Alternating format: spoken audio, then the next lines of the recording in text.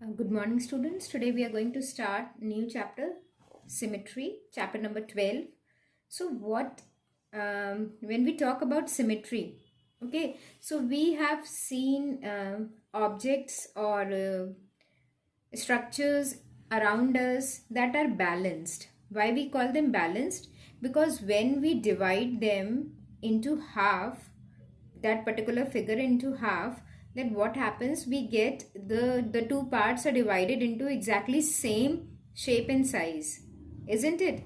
Now this symmetry is present in nature as well. The buildings and architects that we have around us, in that as well. And there's so many other things that is man-made or natural. Symmetry is present everywhere. So if we talk about our body, so if we draw a vertical line, so what will happen, the body will be divided into two equal parts, and the left side and the right side will be exactly same. Similarly, if we talk about few few buildings, then if we take the example of this Taj Mahal, so if you see this Taj Mahal, then if I divide a line of symmetry over here, if I draw a line or I divide this picture, what will happen, it will divide into two equal parts. Similarly, if I talk about the second picture in this also, if I draw a line of symmetry over here, what will happen? If I divide this picture into two equal parts, it will divide exactly into two halves. Yes.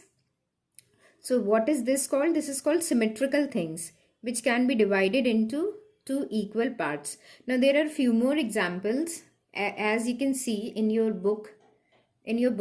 If you see this butterfly, as I said, it is related to nature as well.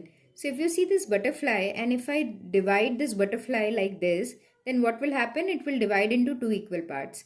Similarly, if we look at this object, then this pot, if I draw a line and divide this pot into two equal parts, what will happen? Both the parts will be same. Like this, what we can say, that if I divide an object into half, then what happens, that the shape and the size of the two halves are exactly same. Now this balance is called symmetry.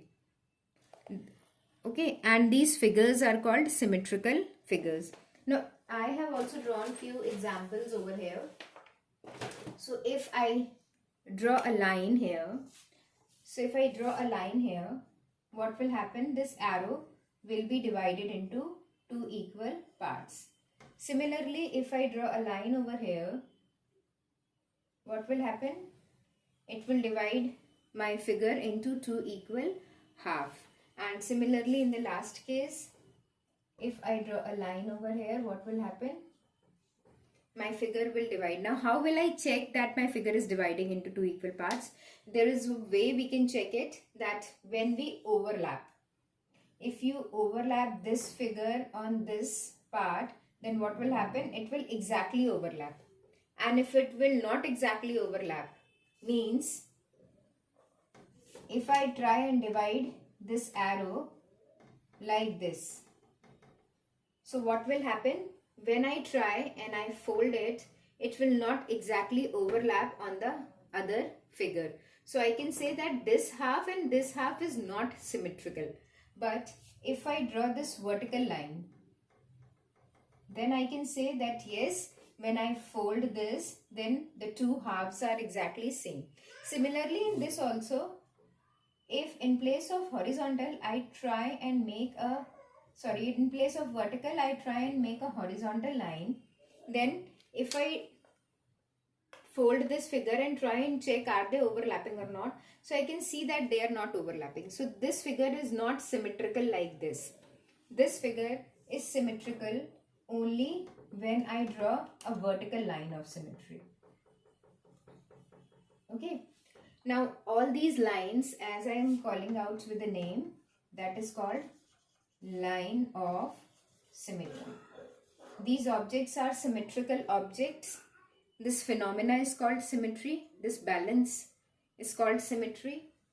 And the lines that I am drawing is called line of symmetry or axis of symmetry. You can use any word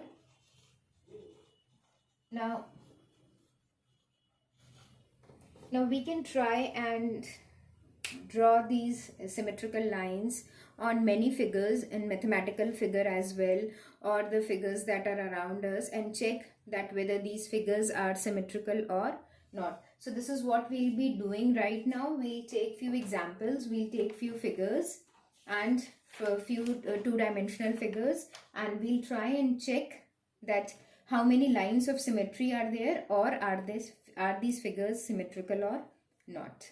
Okay.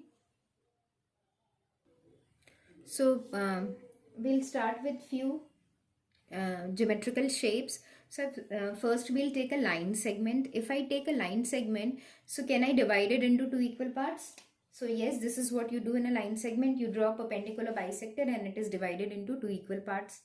So yes, we can draw a line of symmetry over here and we can divide it into two equal parts. So what will happen? When I try and overlap it, it will exactly overlap. So a line segment will have one line of symmetry, that is vertical. Similarly, in this angle, if I try and divide this angle into two equal parts, I'll be able to do it? So yes, you can always draw a bisector of an angle. So I can draw a